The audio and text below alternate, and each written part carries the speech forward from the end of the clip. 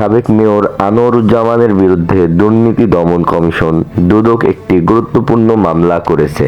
অভিযোগ সূত্রে জানা যায়, তিনি দায়িত্বে থাকাকালীন বিভিন্ন সরকারি প্রকল্পে ব্যাপক অনিয়ম ও আর্থিক দুর্নীতি করেছেন।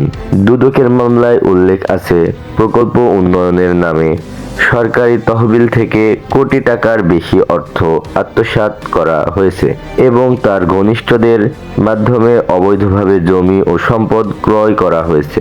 দুদক বলেছে, এই ধরনের অভিযোগ অত্যন্ত গুরুতর এবং প্রাথমিক তদন্তে নানা অনিয়মের প্রমাণ পাওয়ায় মামলা করা হয়েছে। এদিকে সাবেক মেয়র দাবি করেছেন, এটা রাজনৈতিক উদ্দেশ্য প্রণোদিত। তবে স্থানীয়দের একটি অংশ জানিয়েছেন, মেয়র হিসেবে দায়িত্বে থাকাকালীন নানা অভিযোগ তারা আগেও তুলেছেন, কিন্তু তখন তদন্ত হয়নি। দুদকের টিম এখন সম্পদের উৎস, ব্যাংক লেনদেন সহ সব নথি যাচাই করছে। মামলাটি বর্তমানে তদন্তাধীন রয়েছে।